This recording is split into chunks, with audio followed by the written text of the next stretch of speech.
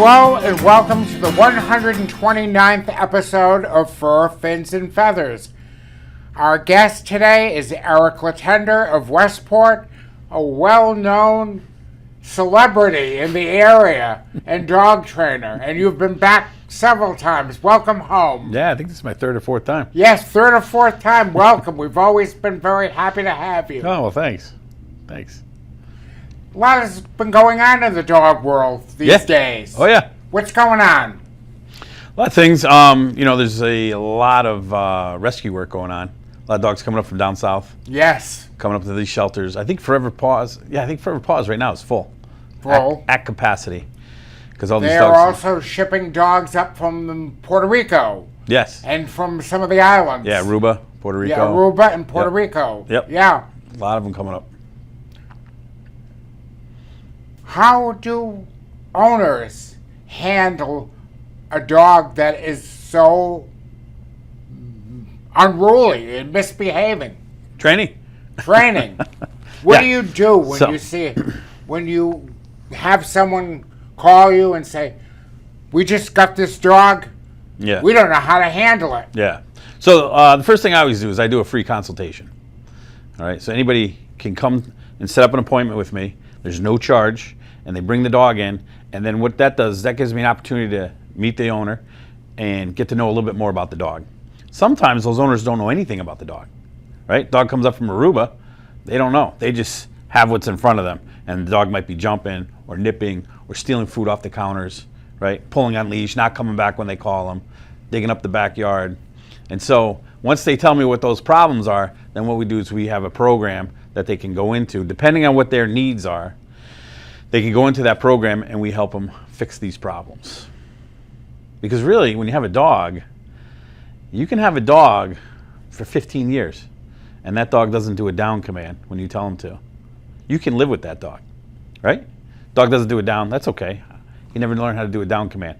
But you really don't want to live with a dog that keeps peeing on your floor or chewing up your furniture or barking at the neighbors all the time, right? Or a dog that pulls you.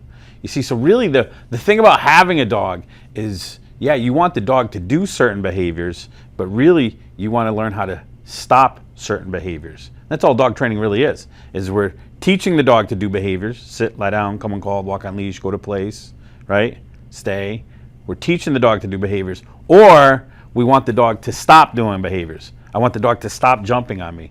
I want the dog to stop pulling on leash. I want the dog to stop chewing on the kid's hands, right? So that's where we focus on first is how that, so the first time you work with me, train with me, is the first thing I'm going to do is focus on the behaviors that you want to stop. Because again, nobody wants to come home every day and the dog's peed or pooped on the floor or the dog ate the couch. You're not going to live with a dog like that for very long. And that dog's going to go back to the shelter. Or get dropped off in the middle of the night. Or get dumped. Get dumped. It's happening all the time. We've had dog officers and everything have come on and told me horrific stories of course. About these dogs that are getting dumped. It's awful. It's awful. So you have this person who adopted a dog, and the dog's eating the couch and biting the kids and jumping on everybody, and they don't want that anymore. So really what they should do is train the dog, but some of these people dump the dog, and now, again, the dog goes back into the system, back into the shelter, or worse. So that's the thing, is that you really have to, when you have a dog, you really have to learn how to teach behaviors, but you also have to learn how to stop behaviors, okay? Because nobody wants to live with a dog, like I said, that jumps and chews and barks and bites and digs. Tell us about this dog. This is Skye. So I adopted Skye at 2 years old.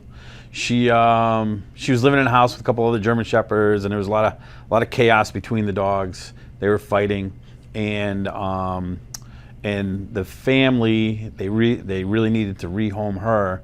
So I took her on, and what I realized is even though she had some behavior problems, she was a little nasty around her food bowl. She was a little dog aggressive when I got her, but she turned into be a really good dog. Now she's my demo dog. I use her for all my classes. I use her for when people come in, they want to see how we train a dog. So how old is she? I think she's about 8 years old now. Yeah, so she's a good girl. We'd like to see her face. Bring her up. Hey, Skye. Ah, There we go. Come here. nice girl. Come here. Come here. Oh, you want to stretch? There you go. Nice girl. And she's your demo dog. Yeah. That's it. Good girl. You're such a good puppy, huh? Oh, you're such a good girl. Yes, I use her for my classes. How was she when you first got her? She's okay. Hey, down. Good girl. She needs some fine tuning, you know. She needed to be taught a few things, but she's good. She didn't come back when you called her, and she didn't walk too good on leash, but now she's doing really good. Now she's completely off leash trained, visible leash. That's our training. That's what we do at my school, invisible leash dog training program. Because for me, if you really think about it, everybody wants an off leash trained dog. Everybody wants an off-leash trained dog. You can't deny that. Because if someone says, I don't really care if my dog's off-leash trained, they do. Because if the front door opens up and the dog runs out, everybody wants to be able to call that dog back into the house. I'm laughing because I was at Colt State Park last night. Yeah. And there were many dogs running off leash. And I saw one bolt. Yeah. That happens all the time. Now here's the thing. Here's the thing about off-leash dogs is that if you are going to let your dog off-leash, you always have to take the community, right?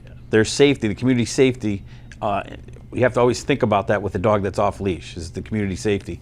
Because not everybody is comfortable around dogs. You could have a very well-trained dog, very sweet dog like Skye. She's very safe, right? You could pet her.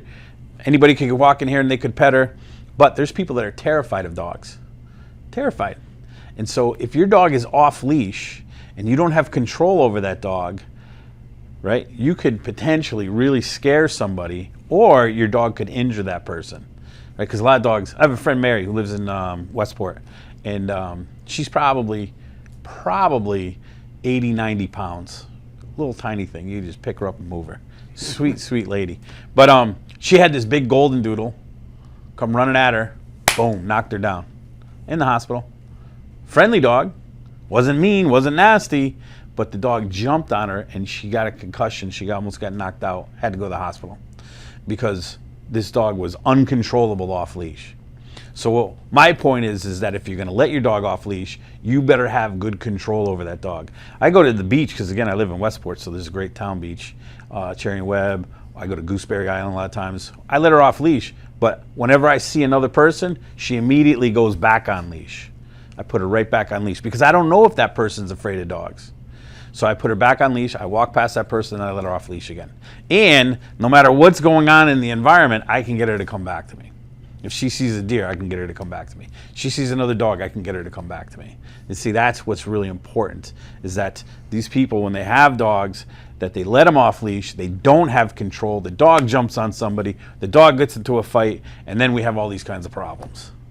Horseneck Beach got really strict this year with And how so? $250 fine. For what? Dog off leash. Really? Yeah. So that little stretch there of Horseneck Beach, you get caught with a dog off leash, they're gonna nail you. So Westport, as a town, they're pretty relaxed about dogs being off leash, but the big thing is you have to have that control over them. And so when these dogs come up from down south, a lot of them come up with behavior problems. And that's where the owner, the way to make sure the dog can go off leash, the way to make sure the dog can live in the house is to do training with them. They don't have to do training with me. They can do their own training anywhere. They should come to me. Of course. But nonetheless, they should get training. Training is essential. Of course. I think there are some dogs, right? There's some dogs that I've seen that come into the house, just a nice, laid back, right? You ever see those dogs? They don't jump, they hang out with the owner, they don't pull on leash, they come back to the owner. The owner never really did any training, it's just a very laid back dog. Those dogs usually don't need training, and I've seen dogs like that. But the majority of dogs, if you really think about it, the majority of dogs need training. And training really needs to be looked at as an investment, not as an expense, right? Who looks at it as an investment? Everybody thinks, oh, how much is this going to cost me? Right? That's the first question I get. How much does your training cost? How much is it going to be? And really, we have very affordable prices. But really, what you have to think about is what's more important is what's the investment in the dog, right? When you go to the vet, it's really an investment in your dog's health, right? And the dog, it should be a lifetime commitment. Exactly. So do you want to live with a dog for 15 years that jumps and pulls and doesn't come back? Or do you want to live with a dog that walks on leash, comes back to you when you call him, greets people when they come in the door with his paws on the ground? We talked to Eric just a few minutes ago about the number of animals that are being shipped in from central, from the islands. Down south. And Puerto Rico. And it's becoming a big problem, isn't it? Yeah. When I was in Puerto Rico, there were so many dogs running loose all over the island. Yeah. All over the place. And they don't get fed properly. They don't get good veterinary care. No. And the other thing is they're living on the street. They're street dogs. Right. And living on the street ain't easy. These dogs are getting into fights with other dogs. A lot of times these dogs get kicked, right? They get beaten by people because they're in the trash, right? So the owner comes out, the dog's in the trash, these dogs get kicked and they get whacked around. So guess what happens when they go from that kind of environment up into Massachusetts, right? Swansea suburban area. This dog's been a Puerto Rican street dog. It's been in dog fights, it's been kicked, it's been punched, it's been knocked around. It's had to fight for its survival, and now comes into the house, right? A good chance that dog's going to have some behavior problems. Really good chance. I see a lot of dog reactive and dog aggressive dogs where the owner tries to walk down the street and the dog sees another dog and loses its mind. Big problem in Aruba. Exactly. So again, that's where we have a lot of problems. That's why the dogs go back to the shelters, they get rehomed, they get dumped. So this is again why training is so important. And sadly, so many of them get euthanized. And euthanized, exactly. The number one reason dogs are in shelters is behavior problems. Behavior problems. That's why shelters get full. That's why people bring dogs to shelters. More dogs die in this country from behavior problems than anything else. Right? More dogs are put to sleep because of behavior problems. I did animal control for 3 years in Fall River. I remember. Yeah, remember that? And we used to go to Doc Silvera over at Fall River Animal Hospital. He used to be the vet that used to take care of it. I don't know who does it now, but nice guy, nicest guy in the world, Doc Silvera. Him and his son, great people. But they've been on the show. Yeah, nice. But here's the thing, right? When we used to have to bring dogs to get euthanized, there was a lot of nice dogs. But again, there's a point where you can't, it gets to capacity. And these nice dogs have to be put down. A lot of them just had simple behavior problems. When a family goes to a shelter looking for a dog, what should they be looking for? So you want to take a few things into consideration. Is an active family? Do they like to do hiking, or do they like to hang out and play video games and watch movies? Right. So the dog's activity level. So believe it or not, a lot of these big dogs, mastiffs and things like that, they're kind of couch potatoes, right? But a border collie, let's say you have a family, right, that likes to hang out, watch movies, and play video games, or a person, and they get a border collie, not a good match, right? If you have a family that's really active, and they like to go hiking and camping and fishing and boating, and they get a Great Dane or a Bull Mastiff, not a good match. So the first thing you want to do is look at the activity level. You also want to take the size into consideration, right? Because that has a lot to do with it. Think about the cost. Think about the cost of feeding a Chihuahua and feeding a Great Dane, right? And the cleanup. Yeah. Right? When a Great Dane's like having a pony in the backyard. Chihuahua, with a Golf, you can ship it into the woods. So you have to take that into consideration, right? And then you also have to think about, okay, what do I like in a dog as far as fur goes, right? What's one of the most popular dogs right now? Doodles, right? Why are doodles so popular? Because they don't shed, or they're still not supposed to. Or not supposed to. Right? They're not supposed to, but they're so popular because they don't shed as much. They're not supposed to, and if you're allergic to dogs, you're usually okay around a doodle or a poodle, right? So that's why they become so popular. So people, they look at a lab and they go, oh, that's a nice short coat breed. It's not a lot of fur on it. And then a lab, right? You ever live with a lab? They shed like crazy. Golden shed like crazy. Golden shed like crazy. Okay, so now you have this dog. You got to think about that. Am I the kind of person that doesn't really mind if I see little, fur balls around the house, because that's going to happen with certain dogs, or is that really going to bug me? And if that really bugs me, I got to get a dog more like a poodle or terrier or something like that, right? Dog doesn't shed quite as much. So you have to take that into consideration. So you have to think about the activity level. You have to think about the size. You have to think about feeding it.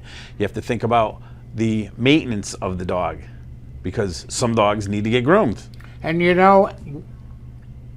people need to look at the activity level, as you just said, but there are so many sports now that people can participate in. Exactly. You have agility, you have rally, you have dock diving. Dock diving is getting real popular in this area. Very big. Yeah. Yes. I've had a couple of people have come on and talked about dock diving, and I went down and saw a demonstration down the Cape. Yeah. It was amazing. It's awesome, yeah. And many of the breeds are mixed breeds. Oh, yeah. I have a little, believe it or not, I have a little like French bulldog, French-English bulldog mix that's doing dock diving. You think that dog would just sink. Usually Labs and Chesapeake Bay Retrievers, those are the kind of dogs you think of, but every breed's doing dock diving now. A lot of fun. A lot of the little breeds are doing earth dog. Earth dog, yep. A lot of scent work now, a lot of nose work. Yes. See dogs doing that, agility, all kinds of stuff going on for dogs. So that's another thing to take into consideration. So tell me about you almost 20 years in the business. A little bit longer than that. All right. You started in Connecticut. Well, I started in Connecticut in 1988. I was on a security canine unit in Hartford, Connecticut. I did that for 7 years, where I did patrol work, around the hospital with German Shepherds. And then in 1995, I moved to Fall River and I opened up my first business. You came. I did. Opening day, you were there. 1995. Remember that old mill on Dwelly Street? Yes. It's torn down now. Has it? Yeah, they tore that mill down. That's a bunch of houses there. It looks nice. But that's where I started in 95. And then in 96, I moved out to Westport. And then I had a boarding, training, grooming, and dog daycare. I actually started the first dog daycare in the area in 95. Yes, I remember. There's no dog daycares in all of Now South. they're Now everywhere. 2 in every town, right? You got Camp Bow Wow right here in Swansea. I think you have 2 or 3 in Westport, 2 or 3 in Dartmouth. You got them all over the place, which is great. People do love their animals. Well, think about it. We have busy lives, right? Really busy lives. And you have a high energy dog. It's 6 months old and you're working. You have kids, you have commitments, you have baseball and dance classes with your kids. And now the dog, right? When does the dog fit into all this? It seems like we get busier and busier. So sometimes I tell everybody, listen, you got to exercise that dog every day. Skye goes for a 45-minute walk with me every morning, a minimum 45-minute walk. And then she goes to school with me, and then she still gets to play. She gets a lot of exercise just because of the profession I'm in. But if I didn't have that, if I didn't have that time to exercise her, then I would feel that I'd have to pay someone to exercise her. And that's where dog daycare comes in. That's where dog walkers come in, right? Because if you think about the role of the dog today, they're not doing what they were bred to do. She ain't out there herding sheep and cattle. That's what she was bred to do. How many people have border collies? Those dogs don't herd anything, right? How many have hunting dogs, guarding dogs, right? Terriers who love to dig. They have these breeds. Many people who have breeds don't know anything about what the breed was intended for. Exactly. So again, you have this high energy dog, right? It's 6 months old, so its energy is off the charts. And then it's living in the house, and you have to go to work for 8 hours. And then you have to pick up the kids, and then you have to cook dinner, right? And you have this high energy dog, and he spends a lot of time in the crate, and then he gets out of the crate, but he's in the house. But still, that's not exercise, right? So you have this dog that's off the charts energy, and so how does the dog get rid of that energy? They jump on you. they chew on things, they dig things, right? Because they pull on leash. And so a lot of behavior problems, and this is where I usually start with people, is that we have to get the energy taken care of before we focus on the And behavior. you can't shove a dog in a crate all day. Exactly. And that's why I think dog daycare and these dog walkers are so great, right? Because you don't need to do dog daycare every day of the week. A lot of dogs, if you do twice a week, right? Tuesday and Thursday or Monday and Friday, if you do that, the dog burns off a lot of that energy. And then as the dog gets older, those energy needs go down, right? So I used to see a lot of dogs. I'd see them for like the first 2 years. Some dogs I'd see 5 days a week, some 3 times a week. And then as time went on, say the guy that was coming in 3 times a week, I'd see him twice a week. Then I'd see him once a week. Then I'd see him every other week. And then eventually I would never see him again. Because now the dog was much calmer, like Skye, right? She's almost 9. She doesn't have the energy level of a 6-month-old dog. You've had many, many successes in your career. Oh, yeah. Yeah. We helped out all kinds of people. Like you said, when you've been doing this since, I've been in business since 1995, we helped out, I don't know how many thousands of people around South Coast and Rhode Island. And one thing that we do is we provide free training for any police department that has a school resource dog, right? Has a comfort dog. So we've done training for Westport, for Seekonk, for Somerset, the Somerset dog that a lot of people are very familiar with. We help train that dog, Raider. Raider has been on the show. Oh, there you go. Raider's owner is a good friend of mine. Brendan. Brendan is a good friend. Yep. Talking to Brendan over the weekend. Nice. Yes. Raider has become quite a success Yes. and is beloved in Somerset. the town. Exactly. In Somerset. Yep. Hey, where you going? Come here, girl. Come here. Come on, Skye. Back up. Talk about the importance, Eric, Krista. about these Down. service dogs and training dogs. Oh yeah. So that's a controversy today too. Is that you have? She likes you. I know she does. Good girl. So you have service dogs, you have emotional support dogs, and then you have therapy dogs. And Okay. we're getting into a lot of hot water nowadays because of all that. Come here, girl. Come here. Down. Hey, down. Good girl.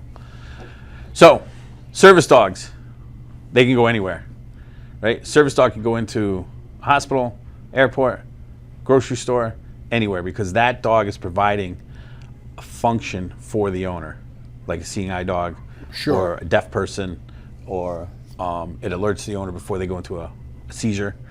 So that's a service dog. They can go anywhere. And then you have emotional support dogs. So that would be like Raider, right? He's an emotional support dog where he can go into a school or a nursing home and provide support for, emotional support would be for the person.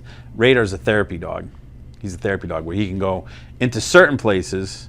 He doesn't have he can't do everything that a service dog can do, but he can go a lot of different places, like I said, hospitals and schools, where he provides therapy for the students or people that are in the hospital or wherever.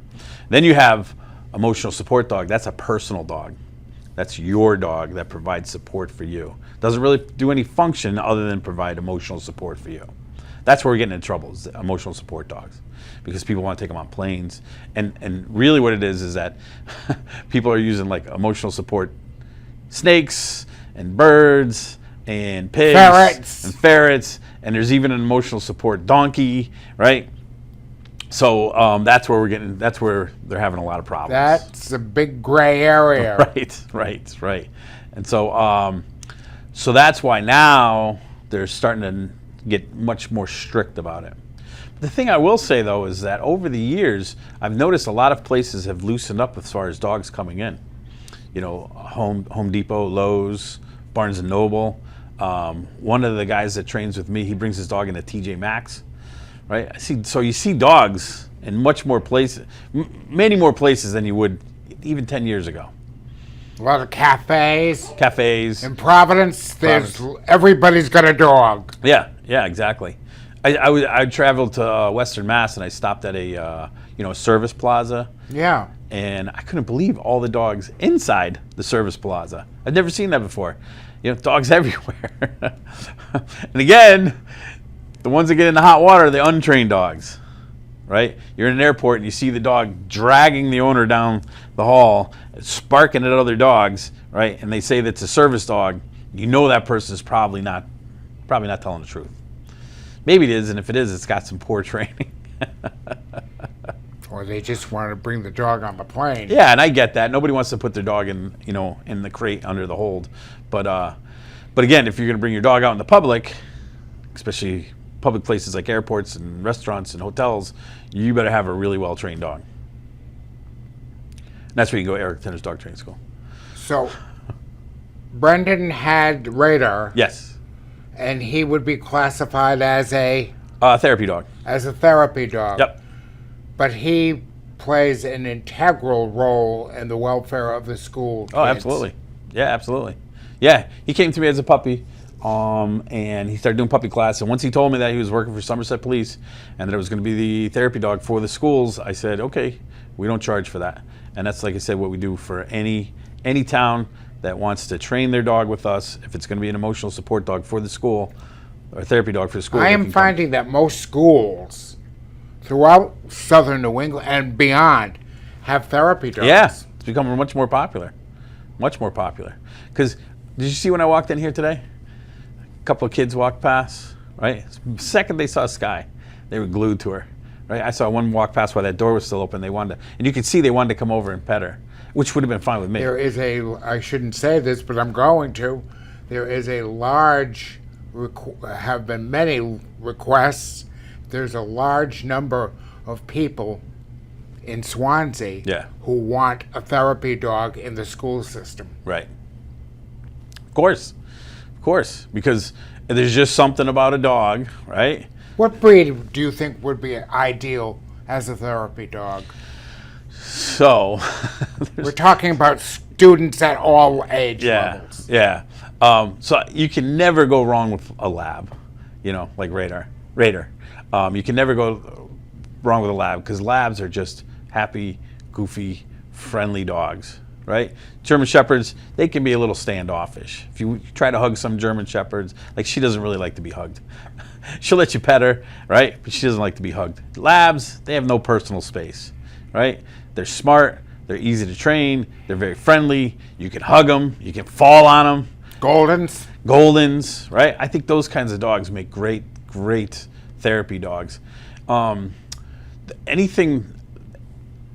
of the dogs that look kind of fuzzy, like a chow, right? Everybody sees chows and they're fluffy and they want to hug them, but they don't. A lot of times it'd have to have the right personality and temperament. So, even as a dog judge, yep, I have seen some chows that didn't have the nicest dispositions. Exactly. But when you see a chow, they're beautiful. It looks like a big fuzzy bear. Yeah, right? Exactly. They're beautiful. That's the thing. Well, Eric, thank you again. We're going to keep having you back. Okay. And Skye, lovely little girl there. Thanks. She's about 8 now? Yeah. Yep. Good. Yep. What is her longevity? German Shepherds, if they're in good health and you can really keep them healthy, 14 years, 15 years. Excellent. Yeah. Well, we would love to have you come back. I'll come back. You're always welcome. All right. Thank you very much, and thank you for being with us today on Fur, Fins, and Feathers.